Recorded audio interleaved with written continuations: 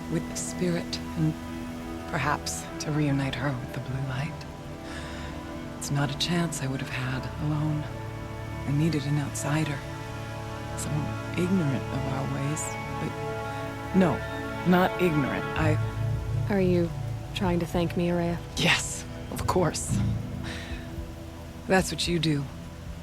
Untangle knots. Create possibilities. Thank you for making this pilgrimage possible. I only wish it had not been necessary to humiliate Aratak. You were wise to let him come. He's earned the right, stubborn as stone, but he's had to be. The war demanded it. And so have I.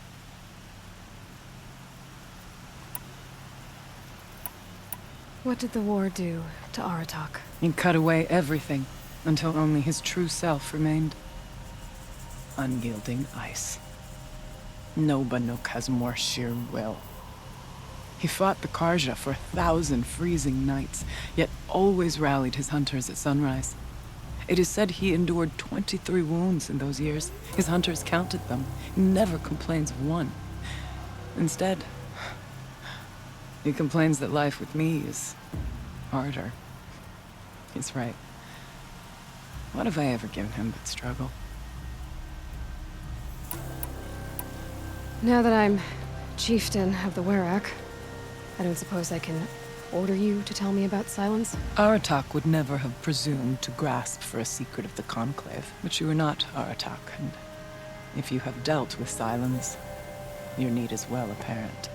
Silence came to Ban-Ur from the distant north, a young shaman of the Owl's Watch, a remote Werak that rarely comes south to parley. Silence was a shaman. He was. Or at least, when we sent runners to ask the Owl's Watch, they said he was. His knowledge of the machines was beyond compare, and he was hungry to trade what he knew to the rest of us. It didn't take him long to gain the trust of the Conclave, and eventually, an invitation to attend. What about you? Did you trust him? No. But he impressed me. He carried himself with poise and authority. I wanted to learn from him, but that was not to be. He was granted knowledge of our most sacred meeting place, the frozen caves of the Malmstrom, a month's march from Ban-Ur. He met with us there, as is custom at High Winter. But when we next returned, the caves had been looted. Relics of the old world stolen. Holes cut in ice and metal. Yeah, that'd be Silence, all right. He vanished with the spoils. We sent our best trackers after him. None returned. And when we checked back with the Owl's Watch, those who had vouched for him were gone. As though he never existed. Some in the Conclave began to doubt he was even Banuk to begin with. And what do you think? He committed an unforgivable sacrilege. He's unscrupulous and dangerous. But also brilliant, skilled, and knowledgeable without equal. Except, perhaps, for you. Anyone else I would warn off, but you may be able to treat with him safely. Just don't lower your guard. I'll keep that in mind, Ourea. Thanks. What are we gonna find up there, Ourea? Ruins, machines, and a door, like that of a cauldron. I have faith that you can find a way through it, Aloy. For beyond it lies the spirit. I know I can find her there. Though I do not doubt that Daemon has tried to hide the way.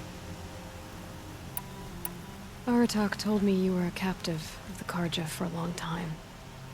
It sounded bad. For Aratak, it all comes back to that. He thinks the Carja changed me. They did not.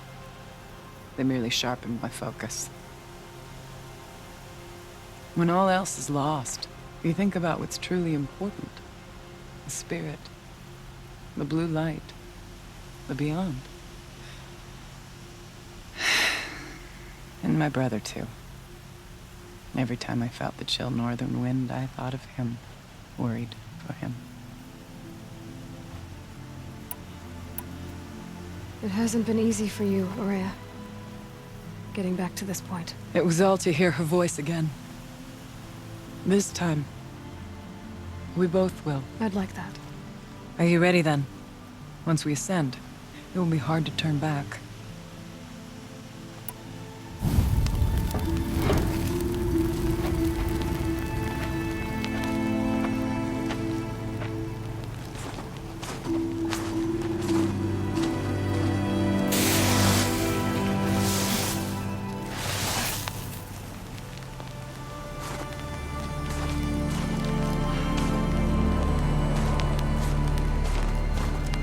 Finally, we ascend.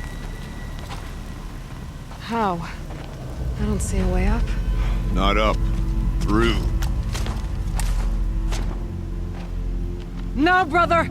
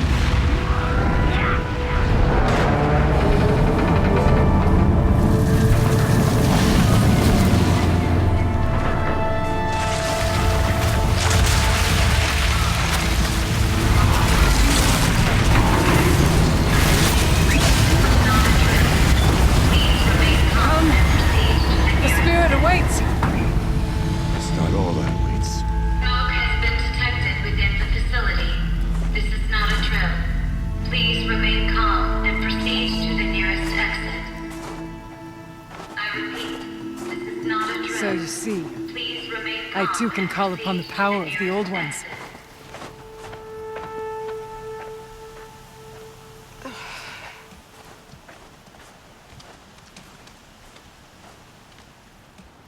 What was this place? The Spirit once told me that this all used to be part of its domain.